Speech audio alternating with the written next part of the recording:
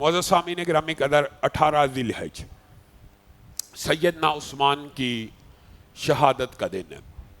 آج جمعیت اہل حدیث پاکستان کی طرف سے تمام اہل حدیث مساجد میں جو خطبے کا موضوع دیا گیا ہے وہ سیدنا عثمان کے فضائل و مناقب ہیں۔ بعض لوگ یہ سوال اٹھاتے ہیں کہ آپ اس طرح مناقب کو بیان کرتے ہیں جب وہ تاریخ آ جائے تو کیا یہ فعل ان بدعی اعمال کی طرح تو نہیں ہے جیسے اہل بدعت کسی خاص دن کو مناتے ہیں؟ بنیادی طور پر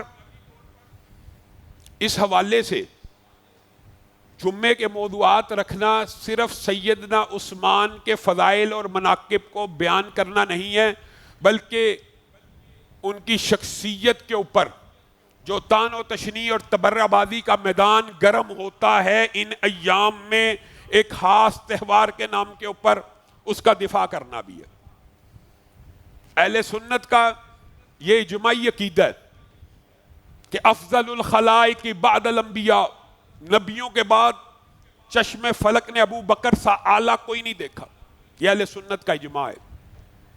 اور ان کے بعد عمر سا کوئی نہیں دیکھا، یہ اہل سنت کا اجماع ہے۔ اور ان کے بعد عثمان سا کوئی نہیں دیکھا، یہ اہل سنت کا اجماع ہے۔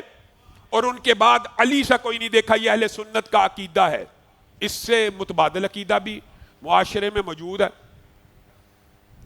آپ اپنا عقیدہ اپنے ساتھ رکھیے، کوئی حرج کی بات نہیں، لیکن جب آپ اہل سنت کے مقدسات کی ان عظیم الشان صحابہ کے اوپر تبرہ کریں گے، تشنیع کریں گے، طعن و تشنیع، سب و شتم، گالی، مجھے بتائیے یہ کیسا فلسفہ ہے کہ کائنات کی عظیم الشان شخصیات کو گالیاں دے کے داغدار کر دیا جائے؟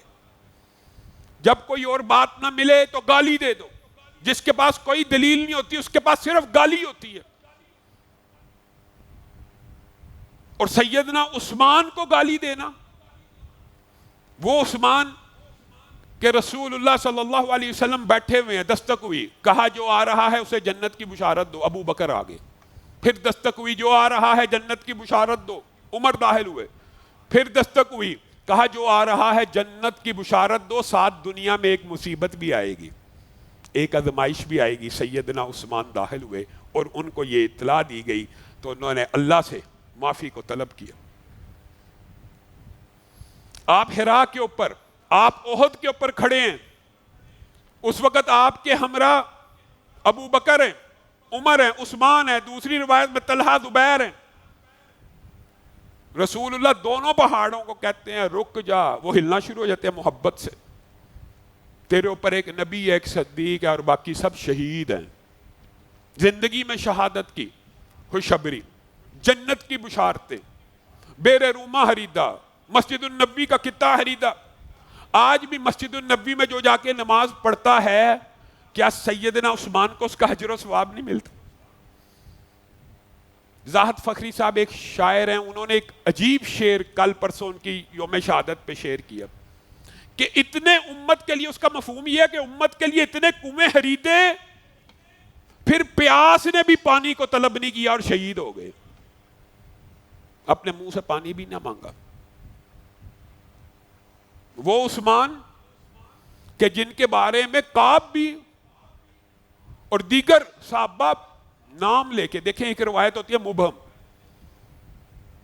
مرہ کی، کعب کی، بتا کتنی صریح روایت ہے، آپ سن کے حیران رہ جائیں گے، پہلے بھی آپ نے سنی۔ رسول اللہ صلی اللہ علیہ وسلم نے کہا ان قریب ایک بہت بڑا فتنہ آنے والا ہے، اس فتنے کے نمودار ہونے کے وقت ایسے اشارہ کیا تم نے اس شخص کا ساتھ دینا ہے۔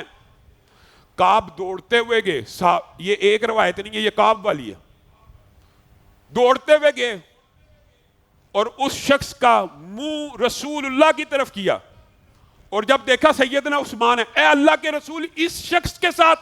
رسول اللہ نے کہا جی ہاں اس شخص کے ساتھ، کیونکہ حق اس شخص کے ساتھ ہوگا، نام لے کے۔ پھر کہا، پھر ایک صحابی دوڑتے ہوئے دور سے جو جا رہے تھے روک لیا، سیدنا عثمان کو پکڑا اور رسول اللہ کی طرف چہرہ کیا، اللہ کے رسول اس کے ساتھ حق ہوگا؟ جی ہاں حق اس کے ساتھ ہوگا، وہ بلوائی سبائی خبیث تبرہ کرنے والوں کے ساتھ حق نہیں ہوگا۔ اس کے ساتھ حق ہوگا. اور عثمان کو کہا اے عثمان اللہ تعالیٰ تجھے ایک چادر پہنائیں گے، اور مراد خلافت کی چادر تھی. لوگ اس کو تجھ سے کھینچنا چاہیں گے، تو نے اس کو اتارنا نہیں ہے، ورنہ سیدنا عثمان سرنڈر کر جاتے. اور جب ان سے مشورہ ہوا تو انہوں نے یہی بات کی تھی، میں نے رسول اللہ سے وعدہ کیا ہے جان تو چلی جائے گی، اس طرح ان بلوائیوں کے سامنے سرنڈر نہیں کیا جائے گا.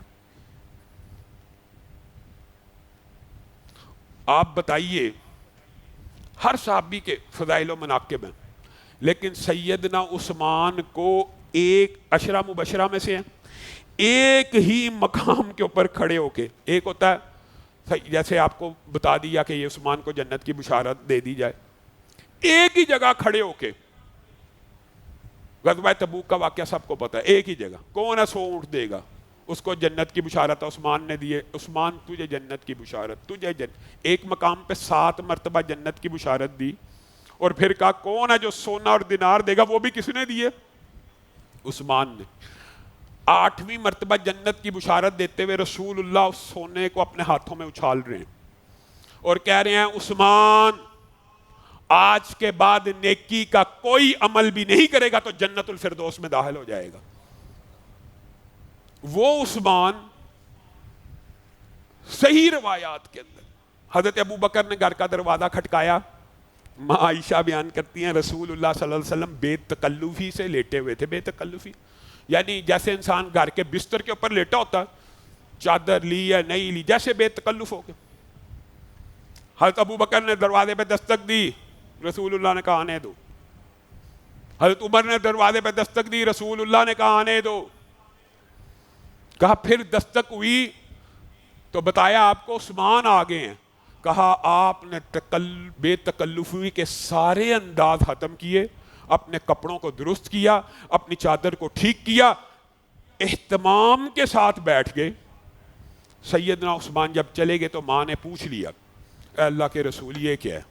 میرا باپ آیا کوئی اہتمام نہیں، عمر آئے آپ کے بھی باپ ہے سسر ہیں کوئی اہتمام نہیں، عثمان آئے تو آپ اچانک آپ نے اپنے انداز و اطوار میں تبدیلی پیدا کی اور باقاعدہ بیٹھ گئے اور اہتمام کر کے ان کو بٹھایا. کہا عثمان شرم والا ہے، ایک روایت یہ، اور عثمان مجھے اس حالت میں لیٹا ہوا دیکھتا تو شرم اور حجاب سے جس کام کے لیے آیا وہ کام بھی شاید نہ بتلاتا. دوسری روایت اس سے بھی عظیم ہے. حضرت ابو بکر آئے، رسول اللہ صلی اللہ علیہ وسلم کی پنڈلی مبارک ننگی ہے، آنے دو میرا یار آ رہا ہے. حضرت عمر آئے، پنڈلی مبارک ننگی ہے، آنے دو میرا یار آ رہا ہے.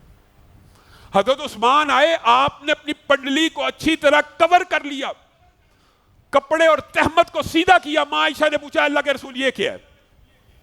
کہا جس سے آسمان کے فرشتے حیا کرتے ہیں میں محمد اس کی حیا نہ کروں؟ اس عثمان کے اوپر تبرہ کرنے والے بدبخت معاشرے میں سر عام گھوم رہے ہیں. جس کو عثمان کی شرم نہیں اس کو میری شرم ہو سکتی ہے. میں تو جب روافظ کی طرف سے گالیوں کی پوسٹیں دیکھتا ہوں اپنے حوالے سے تو اللہ کا شکر ادا کرتا ہوں اور کہتا ہوں کہ جن بدبختوں کے تبرے اور گالیوں سے اصحاب رسول سیدنا عثمان محفوظ نہیں ہیں، ہمیں ان کی گالیوں پہ کیوں غصہ آنا ہی نہیں چاہیے.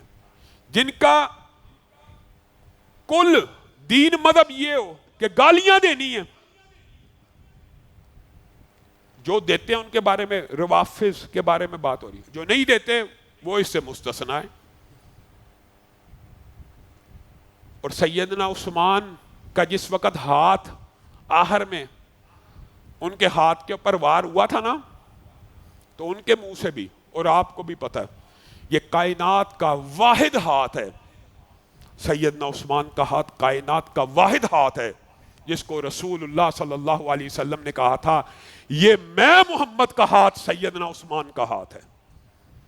بیعت رضوان کے موقع کے اوپر جب 1400 صحابہ سے بیعت لی قصاص سے عثمان کی، عثمان شہید کر دیے گئے، پھر میرے ہاتھ پہ بیعت کرو کہ عثمان کے خون کا بدلہ لیے بغیر یہاں سے نہیں جائیں گے.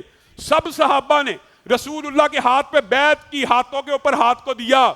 رسول اللہ نے کہا میرا عثمان اس بیعت سے محروم نہ رہ جائے، یہ میرا دوسرا ہاتھ میرے عثمان کا ہاتھ ہے. اور اس ہاتھ کی طرف سے اپنے ہاتھ کے اوپر بیعت کر لی. آسمان سے اللہ نے قرآن پاک کو نازل کر دیا. اللہ تعالیٰ کو عثمان سے کتنا پیار. اللہ تعالیٰ نے رسول اللہ کی اس ادا کو قرآن پاک میں من و ان بیان کیا.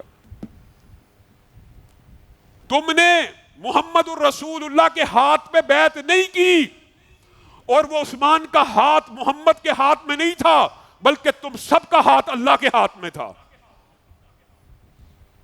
تم سب جنتی ہو گئے ہو. جس عثمان کے قصاص کے اوپر بیعت کرنے کی وجہ سے سارے جنتی ہو گئے، وہ عثمان تم بدبختوں کے نزدیک آگ میں جائے گا. جس وقت ان کو شہید کیا گیا نا، اور الگ روایات ہیں، فضائل و مناقب عثمان ایک طویل موضوع ہے. اس وقت ان کی زوجہ نے بھی کہا تھا اور ام المومنین نے بھی کہا تھا، اے بدبختو، اس شخص کو شہید کر دیا ہے جو ایک رات میں پورا قرآن پڑھ لیا کرتا تھا. اللہ رب العزت ہمیں اصحاب رسول کی حرمت، تقدس اور اداروں سے صرف ایک ہی درخواست ہے جو ہر سال کی جاتی. ان کا جو بھی عقیدہ ہے حضرت علی سے ثابت ہے. حضرت علی سے محمد بن حنفیہ اپنے بیٹے کو آپ بتا رہے ہیں ترتیب، رسول اللہ کے بعد ابو بکر ہیں، عمر ہیں، عثمان ہیں وغیرہ. یہ ایک الگ بحث ہے.